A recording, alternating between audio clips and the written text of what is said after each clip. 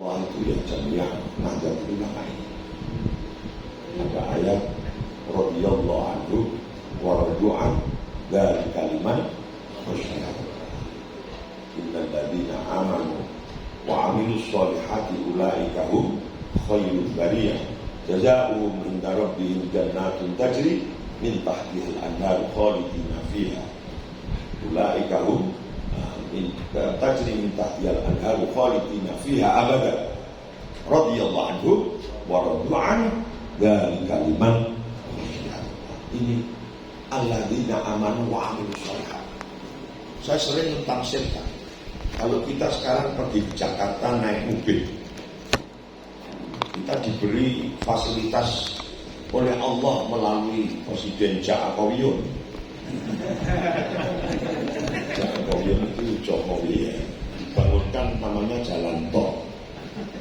Sekarang ini di Sumatera, di Kalimantan, di Papua ada Trans Sumatera, Trans Kalimantan, Trans Papua, ini Trans Jawa, sebelah lagi sampai Banyuwangi.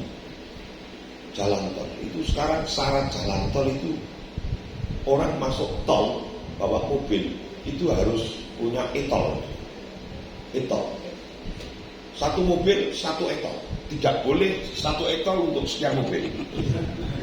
Ini sebenarnya mengikuti prinsip Al-Quran. Satu mobil satu e-tol. Itu prinsip. Prinsip apa? Prinsip ilmu tauhid. Ilmu tauhid.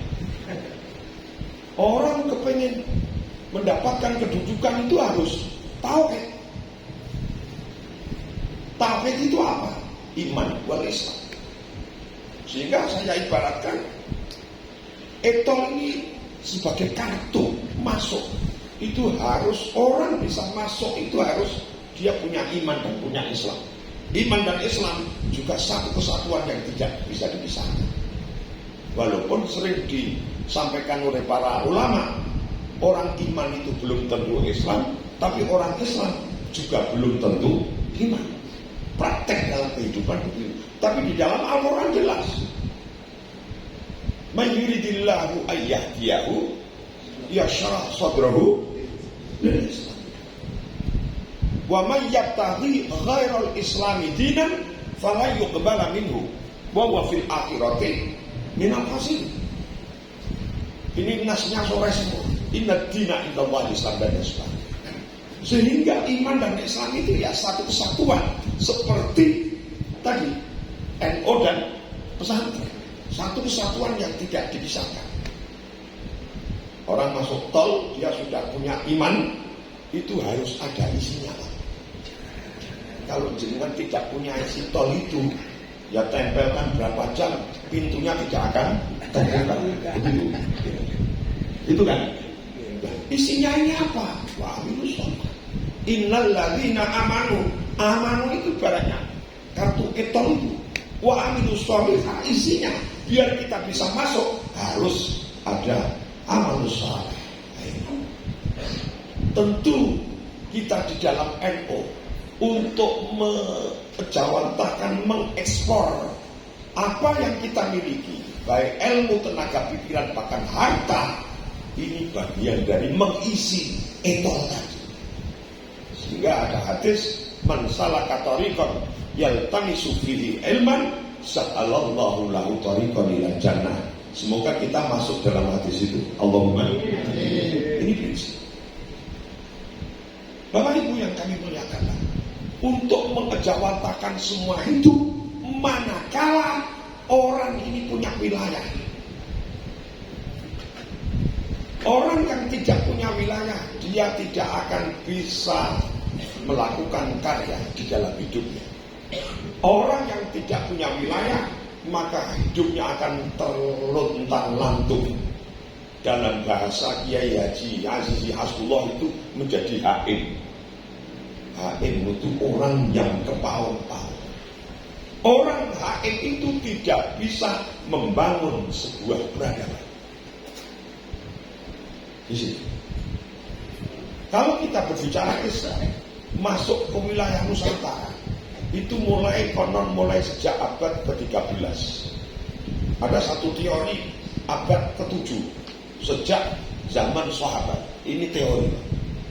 Tapi para ahli sejarah yang disepakati dalil atau pendapat yang kuat Islam masuk di Nusantara itu abad ke-13, yaitu di Sumatera, di daerah Aceh. Dulu rajanya ini animisme, dinamisme, namanya Marah Silau. Marah Silau itu orang konon beragama Hindu. Pada abad ketiga, sekitar tahun 300 Masehi, itu kerajaan paling hebat di Nusantara itu di Kalimantan. Namanya Raja Mulawarman. Itu agamanya Hindu. Kemudian menyebar sampai ke Jawa, muncullah kerajaan-kerajaan, baik kerajaan Buddha atau kerajaan Hindu. Ada kerajaan Singosari, ada kerajaan Daha, ada kerajaan Majapahit. Sebelum itu ada kerajaan Buddha terbesar di Jawa ini, di Borobudur, yaitu Raja-Raja Sailendra. Ini dulu. Setelah itu dijajahlah. Penjajah di Indonesia itu dari berbagai belahan dunia. Mulai dari Portugis, kemudian Belanda, kemudian Jepang, Inggris menjajah negeri waktu itu disebut negeri Nusantara. Dulu belum ada namanya Indonesia itu. Pendeklarasian resmi nama Indonesia itu Sumpah Pemuda tahun 1926, sama hampir dengan berdirinya Nahdlatul Ulama. Itu kami bangsa satu, bangsa Indonesia, kami berbahasa satu, bahasa Indonesia. Itu Sumpah Pemuda yang waktu itu belum merdeka. Sementara nama Indonesia itu, pemberian nama ini dari orang Amerika Latin. Ismu Indonesia itu, nama Indonesia itu min Amerika Latin, dari Amerika Latin. Orangnya ini disebut, yang memberi nama ini menurut sejarah Abbasian, bukan Amerika Serikat, tapi Amerika Latin. Setelah Abbasian ini keliling di wilayah Nusantara yang terdiri dari sekian ribu pulau, 17.000 pulau, sekian warga warna kulit, sekian bahasa daerah, itu paling banyak di Indonesia. Sukunya ada sekitar 713 suku di Indonesia ini. Maka dia menyebut lebih pas kalau wilayah ini disebut Indonesia, dan dideklarasikan dengan Sumpah Pemuda yang diwakili oleh berbagai Yong. Ada Yong Java, ada Yong Sunda, ada Yong Sumatera. Para pemuda itu waktu itu disebut Yong. Yong itu orang pemuda, bahasa Inggris yang sudah di Indonesia. Mereka mendeklarasikan nama negeri ini disebut Indonesia. Kita dijajah 350 tahun. Di dalam penjajahan ini, setelah pasca masuknya Islam di Indonesia dan berkembang. Jadi Islam masuk Indonesia itu tidak melalui peperangan, tidak melalui perang saling bunuh-membunuh, tapi Islam masuk di Indonesia ini dengan interaksi antara para dai Muslim yang masuk ke Indonesia dari berbagai belahan. Konon ada yang dari mengatakan Islam masuk itu dari Arab Saudi, ada yang mengatakan dari Cina. Bahkan Cina punya teori Islam masuk Indonesia dengan Cina itu lebih dulu Cina. Dulu ada namanya pasukan laut dari Cina yang dipimpin oleh Laksamana Cheng Ho. Ini dia membawa 12.000 pasukan yang semua konon beragama Islam. Tapi karena mereka ini ingin menguasai semua, masih ditolak oleh orang Jawa, yang orang Jawa waktu itu mayoritas beragama Hindu Buddha. Kemudian era Wali Songo, Aulia Utisah, inilah kemudian terjadi Islamisasi yang luar biasa berkembang pesat, terutama di wilayah Jawa dan terutama di wilayah utara, mulai Surabaya sampai Batavia. Ini perkembangan Islam besar. Bapak Ibu, dijajah kita oleh Portugis, oleh Belanda, membawa agama baru namanya Nasrani. Sebenarnya mereka, para penjajah itu tidak menyebarkan agama. Mereka ingin menguasai kekayaan ini. Karena mereka tahu bahwa wilayah Nusantara itu wilayah yang sangat kaya raya. Apa yang ada di wilayah Nusantara itu tidak mesti ada di luar Nusantara. Tapi apa yang ada di luar wilayah Nusantara ada di dalam Nusantara itu. Maka waktu itu karena dunia ini masih sangat belum ada aturan, sehingga setiap kelompok bangsa itu bebas masuk kelompok bangsa lain karena belum ada aturan yang disepakati tentang batas-batas negara. Sehingga mereka secara hukum diperbolehkan orang Belanda jajah Indonesia, orang Portugis jajah Indonesia, karena belum ada kesepakatan, belum ada perjanjian-perjanjian, dan waktu itu belum ada batas wilayah, itu tidak. Dulu ya kan Blitar dengan Kediri, wilayah Blitar dengan mana? Tulungagung, itu belum ada dulu. Sehingga setiap orang bebas, setiap warga bangsa bebas masuk dari satu wilayah ke wilayah lain. Nah, kita ini dimasuk. Tapi penduduk Indonesia waktu itu merasa memiliki wilayah ini, melakukan perlawanan. Karena melakukan perlawanan, maka terjadilah perang. Perang yang paling lama itu perang di Sumatera Barat, yaitu di Aceh. Kemudian perang yang menghabiskan tenaga, pikiran, harta benda, bahkan menguras kekayaan Belanda adalah perang Diponegoro. Sekitar tahun 1825 sampai 1830. Itu sampai menguras kekayaan waktu itu Belanda. Yang Belanda ini adalah kerajaan. Puncaknya adalah tahun 5, para pergerakan tokoh pergerakan nasional, baik yang berbasis dari pondok-pondok pesantren yang memegang terhadap syariah ini harus melakukan perlawanan. Sebab berdalil man qutila duna malihi fahuwa syahidun. Dan bangsa ini, negara ini milik kami. Maka kalau Anda mengambil, pasti akan kami lawan. Ini hadisnya, menjaga harta kekayaan. Sehingga puncaknya adalah pada resolusi jihad Mbah Hasyim Asy'ari dengan para kiai, para ulama bermusyawarah. Karena akan ada puncak penyerangan dari Belanda dan Inggris yang ingin menjajah kembali. Sehingga muncullah apa yang disebut resolusi jihad. Tentu para ulama, para kiai ini mudzakarahnya, musyawarahnya panjang, didasari oleh kitab-kitab rujukan tadi. Kalau kita melihat konteks ini, maka keberadaan bangsa Indonesia yang sudah dideklarkan kemerdekaan Indonesia pada tanggal 17 Agustus tahun 1945 ini sah menurut hukum syariat, sah menurut fikih. Karena tadi sebuah komunitas bangsa itu kalau dia tidak punya wilayah, maka dia tidak akan bisa membangun peradaban. Alhamdulillah, NU ini didirikan tanggal 16 Rajab tahun 1344 Hijriah, bertepatan dengan 31 Januari tahun 1926. Itu bertepatan dengan meninggalnya Diponegoro. Diponegoro itu namanya Raden Hamid, seorang ulama besar yang berjuang melawan penjajah didasari oleh agama. Dia adalah santri yang mengajarkan santri, waktu itu masih ada kitabnya, yaitu Sulam Taufik, Sulam Safinah, Fathul Qorib, Fathul Mu'in. Itu ada di dalam museum Diponegoro. Ini artinya bahwa perlawanan-perlawanan itu berbasis di pondok pesantren.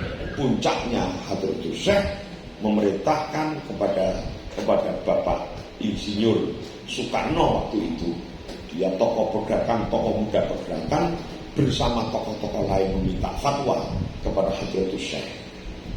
Fatwanya Hadratus Syekh, Indonesia segera dimerdekakan, dicarikan hari yang paling baik, bulan yang paling baik, dan tahun yang paling baik. Beliau memilih pada hari Jumat bulan Ramadan tanggal 9 bertepatan dengan 17 bulan Agustus 1945. Ini waktu itu, ini hasil waktu tanggal waktu yang dipilih itu adalah hasil ijtihadnya para alim, para ulama, hasil ijtihadnya Hadratus Syekh Simbah Muhammad Hasyim Asy'ari yang beliau itu muassis Jamiyatina Jamiyati Nahdlatul. Dalam satu manaqib yang ditulis oleh Syekh Muhammad Syihab yang diterjemahkan oleh Kiai Haji Ahmad Mustofa Bisri, bahwa Hadratus Syekh Muhammad Hasyim Asy'ari ini mendapatkan makom awalu wadi'il istiqlali fi Indonesia, atau awalu man wada'a labinatal istiqlali fi Indonesia, orang yang pertama kali meletakkan batu kemerdekaan Indonesia. Ini Hadratus Syekh Muhammad Hasyim Asy'ari.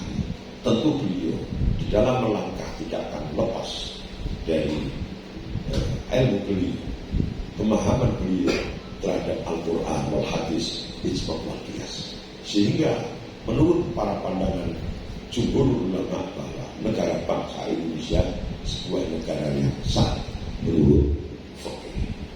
Puncaknya Bapak Ibu adalah pada muktamar di Situbondo tahun 1984. Waktu itu Pak Harto mendengungkan tentang asas berbangsa dan bernegara ini yang menjadi perdebatan. Akhirnya Kiai Simbah Kiai Ahmad Samsul Arifin, Kiai Haji Makhros Ali, Kiai Haji Maksum Ali Maksum, Kiai Haji Ahmad Siddiq, dan Kiai melakukan bahsul masalah tentang asas Pancasila. Terjadilah perdebatan sengit di dalam Munas dan Kongres Alim Ulama waktu itu. Akhirnya diputus dari bahsul masail yang panjang dan berdebat, menghabiskan tenaga pikiran, semua pengetahuan disokkan. Disokkan itu bahasa Indonesia, dieksplor begitu. Kemudian diputus, NU menerima asas tunggal Pancasila, jadi satu-satunya asas berbangsa dan bernegara. Waktu itu banyak ormas menolak, Muhammadiyah menolak, HNI pecah jadi dua, dan semua ormas, ada Al-Wasliyah, ada Al-Irsadiyah, ada Al-Khairiyah, dan semua ormas menolak. Tapi setelah NU memutuskan di dalam Munas yang dikuatkan di dalam muktamar bahwa Pancasila sebagai asas berbangsa dan negara, akhirnya semua ormas di Indonesia menerima. Jadi penerimaan asas ini bukan karena paksaan dari rezim, bukan tekanan dari penguasa, bukan, tapi berdasarkan fikih, sehingga sah.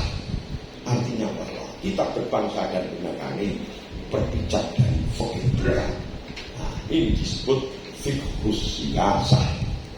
Saya ingat waktu itu saya masih muda, sudah menghitung muktamar itu, yang kemudian memutuskan menghasilkan muktamar di Situbondo itu Rais Amnya Kiai Haji Ahmad Siddiq, ketua umumnya adalah Kiai Haji Abdul Rahman Wahid. Ini luar biasa, satu ijtihad para ulama untuk menjaga marwah, menjaga kemerdekaan, eksistensi Indonesia. Dan di Indonesia inilah satu-satunya hari ini planet bumi dengan penduduk mayoritas beragama Islam. Beragama Islam sekarang 270 juta, sekitar itu 80%, atau kita klaim aja lah 90% itu beragama Islam. Kita klaim aja, kita juga tidak pernah menghitung. Itu ya kira-kira lah, takriban itu. Takriban itu kurang lebih, bisa kurang bisa lebih lah. Dan dari jumlah itu, populasi penduduk Indonesia dari 270 yang 80% beragama Islam ini, menurut survei-survei yang sekarang berjalan, itu warga NU atau paling tidak orang yang mengaku NU itu sekitar 120 juta. Separuh dari orang Islam di Indonesia ini warga NU. Orang niteni wong dadi wong NU ini kok gampang. Wah, anggap subuh kok kunut NU. Walaupun sebenarnya tentang kunut ini yang kunut hanya mazhab Syafi'i. Mazhab Hanafi, mazhab Maliki tidak pakai kunut. Karena memang semua kiai ulama di Nusantara ini aksaruhum Syafi'iyun. Orang senang ziarah NU.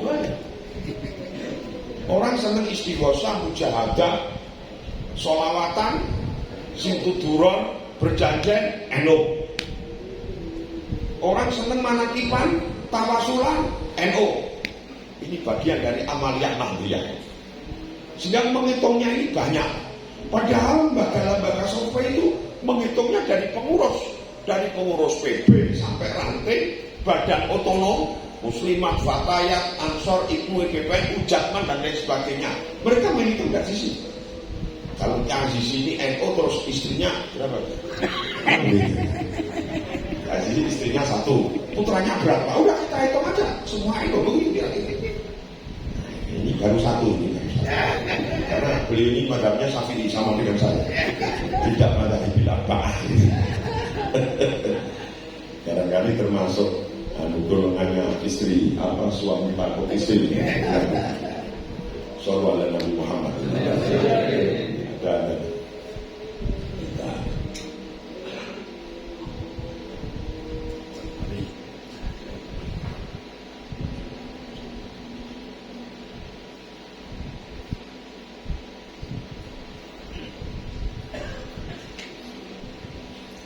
Bapak Ibu para alim kiai di sini dicatat, sehingga kita mengingatkan itu bahwa kita berbangsa dan negara Indonesia ini bijakanya adalah bijakanya yang kuat, syariat, sehingga kita wajib menjaga.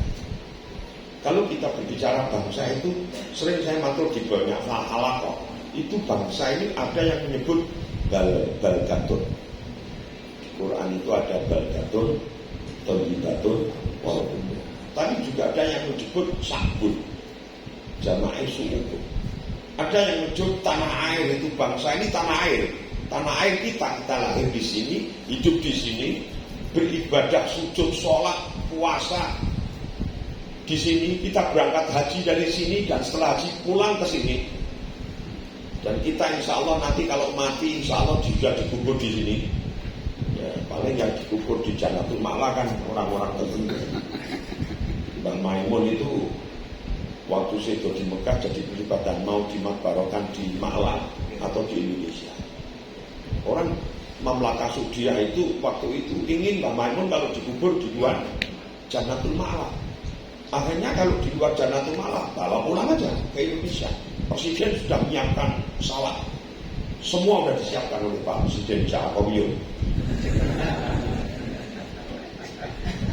Jokowi itu farrogal ini bahasanya gitu. Akhirnya setelah negosiasi antara kedutaan Indonesia di Saudi, itu gubernur Saudi dan Mamlakah itu mengizini Hadratus Syekh Maimun dimakbarkan di Makkah. Kalau kita ya wallahu a'lam, insya Allah kita ini nampak orang-orang yang insya Allah dikubur di Blitar. Maka kita harus jaga. Kita menjaga bangsa itu bagian dari amanat agama. Ini kita diingatkan oleh Allah. Dan Indonesia adalah sebuah negara yang diberi keistimewaan luar biasa.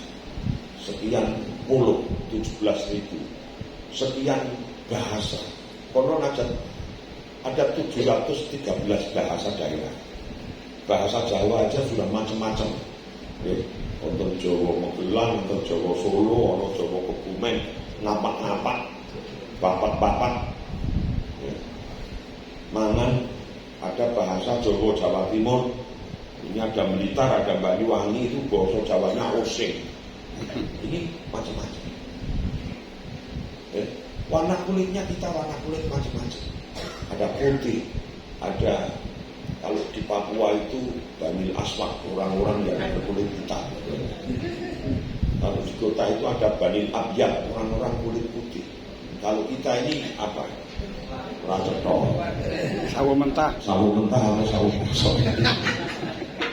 Ini Indonesia. Ayat Al-Quran bisa dibaca bapak-bapak. Saya mencoba ini tak bacakan ayatnya biar tambah mantap. Kalau biaya isi seperti sudah bawa laptop, saya diktat aja. Itu ayat ini sering dibaca dan hafal semua. Wa min ayatihi khalqus samawati wal ardh wa ikhtilafu alsinatikum wa alwanikum. Dari satu ayat ini sudah menunjukkan betapa ciptaan Allah itu memang tidak sama.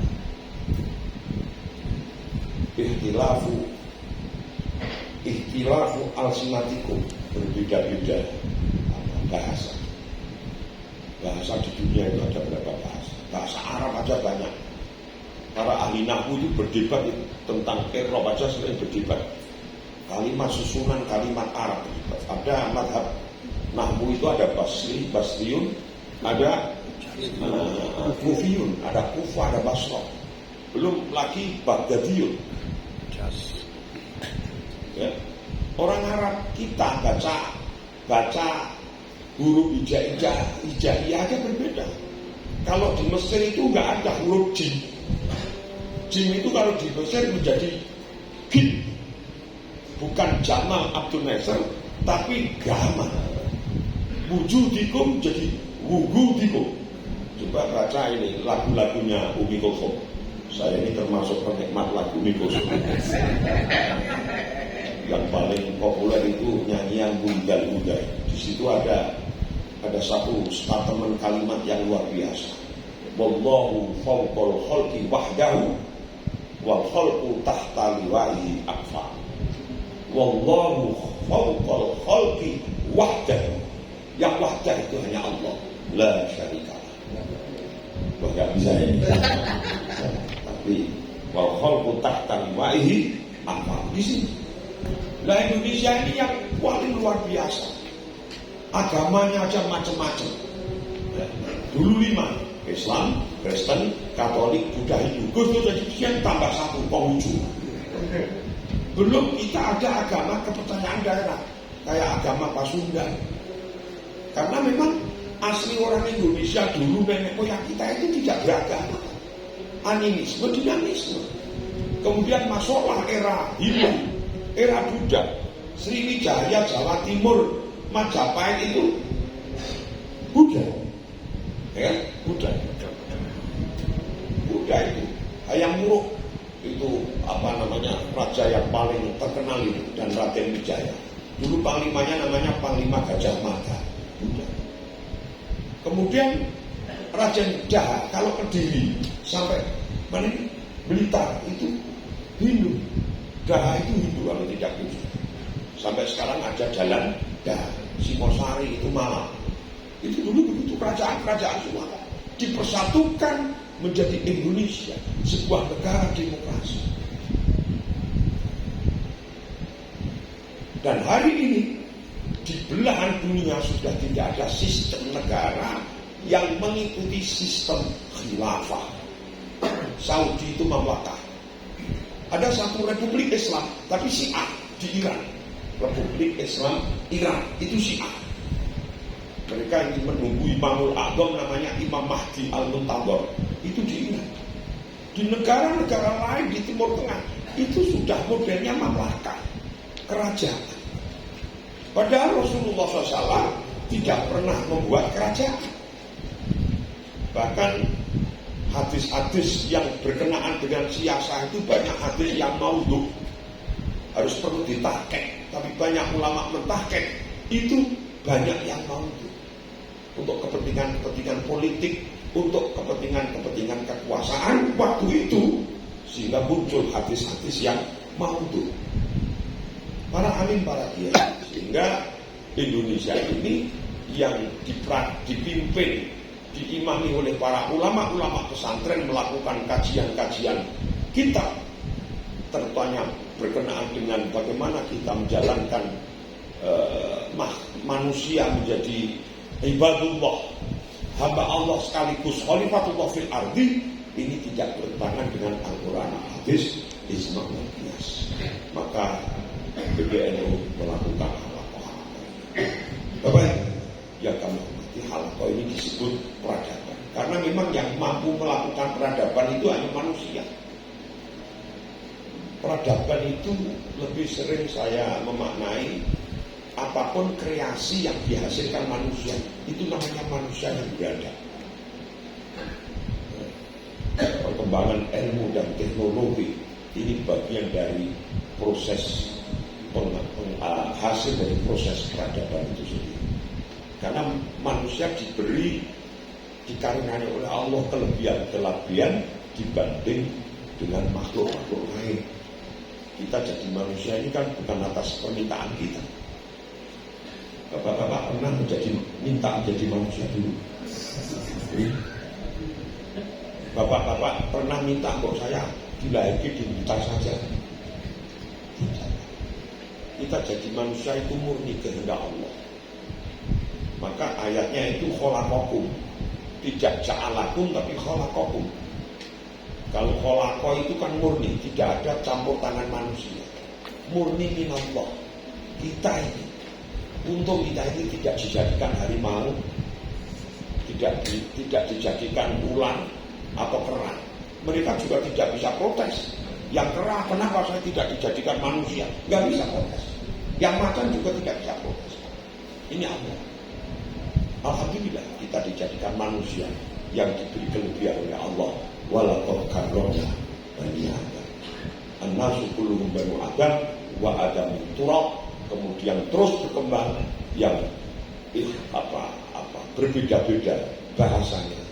Wa alwanikum, berbeda-beda warna kulitnya. Untuk apa? Allah memberikan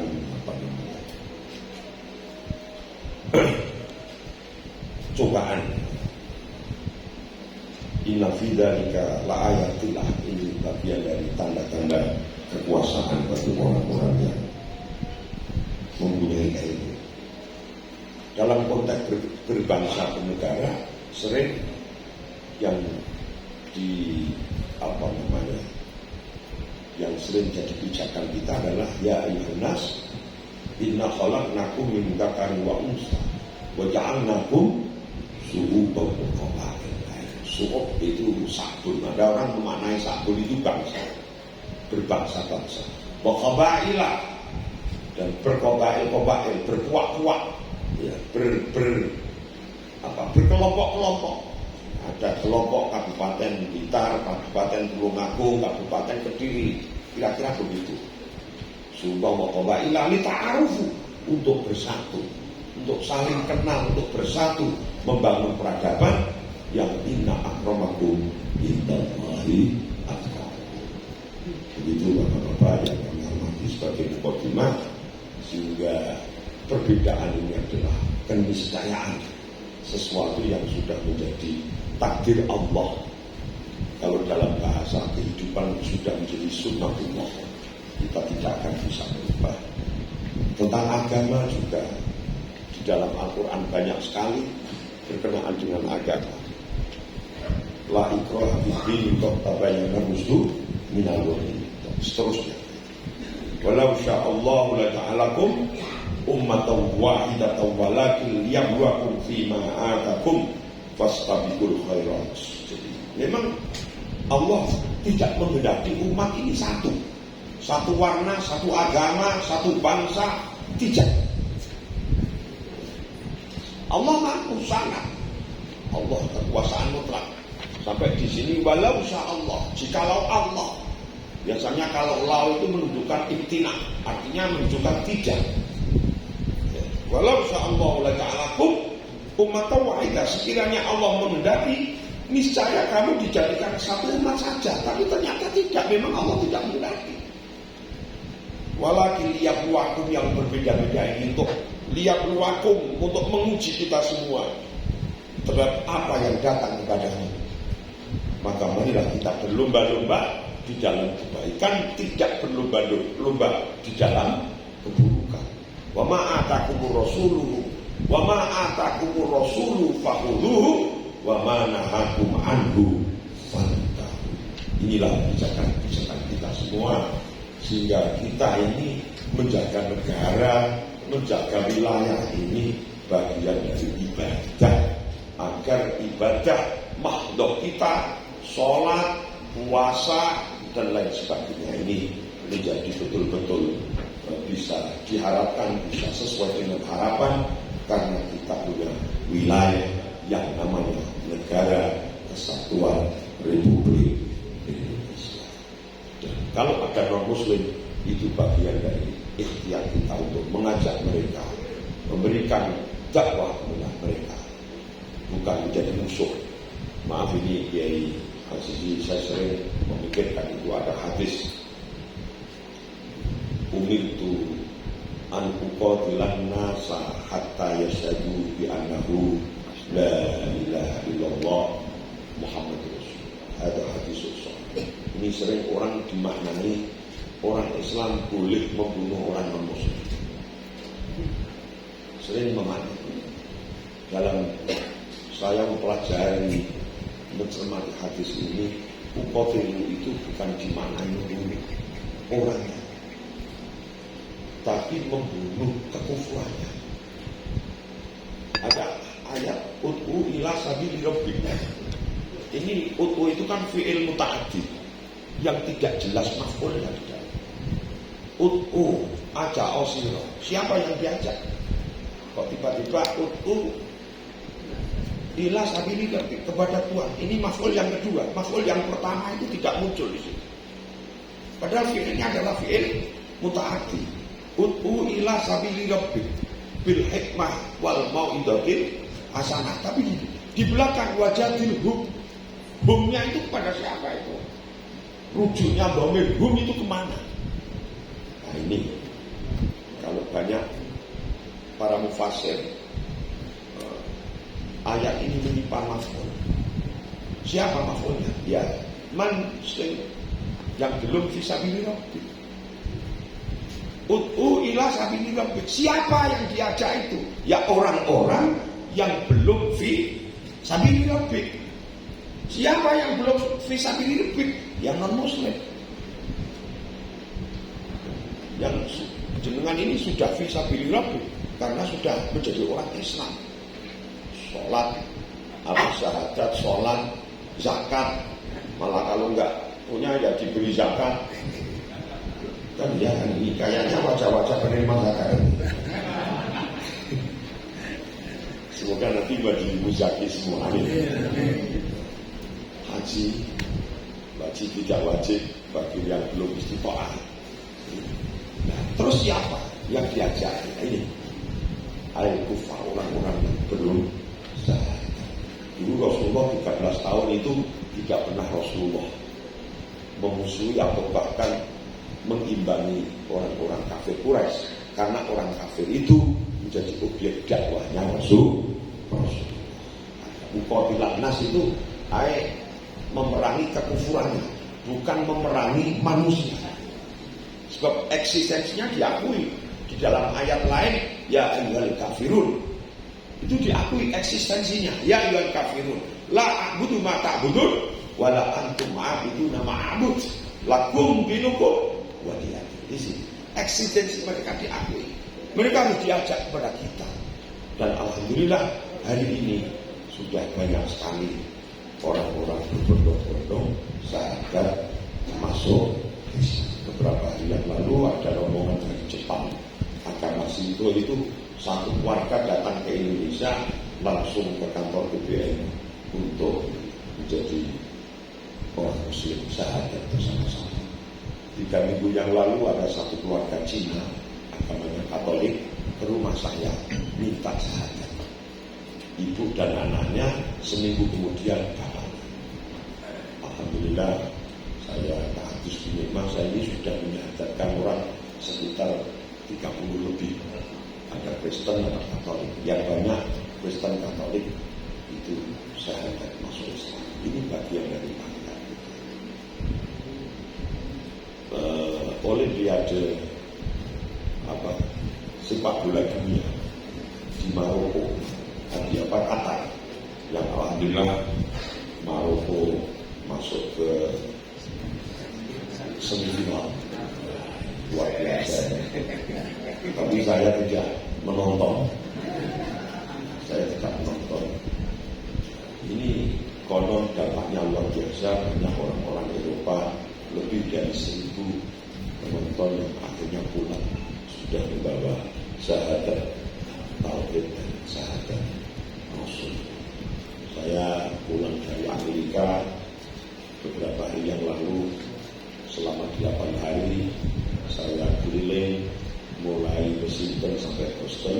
Di antara yang saya hadiri adalah gereja-gereja yang sekarang menjadi masjid. Saya di Maryland ada masjid itu sekitar 200 tahun. Dia gereja dulu 200 tahun, sekarang menjadi masjid. Saya ngaji di situ dengan berbagai diaspora. Kemudian saya menghadapi masjid orang kulit hitam. Orang kulit hitam itu menisbahkan diri Black Muslim atau kaum Bilal. Itu yang dulu para budak beragama Nasrani, sekarang berbondong-bondong masuk Islam. Ada Syekh Muhammad Louis Farhan, itu ada upaya pembunuhan kepada dia, itu beberapa kali, tapi Allah tidak mengizinkan. Memperkuat Islam di Amerika, dan ini tidak bisa dibendung. Saya di New York itu ada sinagog, sinagog itu tempat ibadahnya orang Yahudi, sekarang menjadi masjid. Itu di New York, pusat kota. Itu ada sinagog menjadi masjid. Tapi orang-orang Islam ini menjadi kasihan kepada orang Yahudi yang belum Islam, tidak punya tempat ibadah di situ. Akhirnya ditoleransi, jadi yang atas untuk sholat jamaah, yang bawah untuk orang-orang Yahudi. Jadi satu tempat ibadah, dua fungsinya. Yang satu untuk orang Islam di atas, yang bawah untuk orang Yahudi. Rukun. Ini aslinya seperti itu. Benar. Alhamdulillah. Dan orang Islam di Amerika itu hobinya tidak seperti orang Blitar. Kalau orang Blitar ini hobinya bangun masjid. Kalau orang Amerika hobinya membeli gereja. Gereja dibeli kemudian menjadi masjid. Setelah saya di Amerika, terus saya berkunjung ke Kanada. Yang saya kunjungi pertama adalah masjid di Toronto. Yang luar biasa, itu masjidnya dinamakan Masjid Istiqlal Toronto. Ini masih ada salibnya itu. Berapa tahun ini gereja umur? Lama, bertahun-tahun gereja. Sekarang jadi masjid, lingkungannya sudah sholat jamaah di masjid yang dulu gereja. Ini bukan kamakilal, kamakola. Saya datang sendiri, menyaksikan sendiri. Saya ngaji di situ dan saya berjamaah di situ. Ini fenomena yang luar biasa. Maka insya Allah hasil dari halakoh-halakoh se-Indonesia ini nanti akan dirangkum oleh tim dari PBNU, kemudian akan jadi keputusan yang akan dibawa di dalam Bahsul Masail dunia. Nanti Muktamar Fiqh Hadharah Al-Ula di Surabaya pada tanggal 15 Rajab atau tanggal 6 Februari yang akan datang. Itu nanti Muktamar Fiqh sedunia. Ini belum pernah terjadi. Sejarah mulai Nabi Adam sampai hari ini. Ini yang menginisiasi adalah PBNU yang kemarin diawali dengan R20, Religion 20, mengundang tokoh agama sedunia di Bali. Ada pertanyaan yang saya ini masih berapa menit? Belum 1 jam ya? Oh sampai ya tambah sedikit ya. Kenapa di Bali? NU ingin menunjukkan bahwa kepada dunia orang Islam di Rohingya itu dipersekusi, diperkosa, dikerampok, dibunuh, diusir. Mayoritas Buddha itu Rohingya. Orang Islam melarat, minoritas fakir, minal fuqara wal masakin, fakirun sadidun. Sudah difakir, dipersekusi, dirampok, diperkosa dan diusir. Setelah diusir larinya kemana? Ke Aceh. Sekarang diterima oleh negara Indonesia. Itu dari Rohingya. Ada sekian ratus keluarga yang lari dari Rohingya ke Aceh. Karena apa? Karena kezaliman orang mayoritas namanya Buddha. Kemudian di India minoritas Kristen, Katolik, Islam didolimi oleh mayoritas Hindu.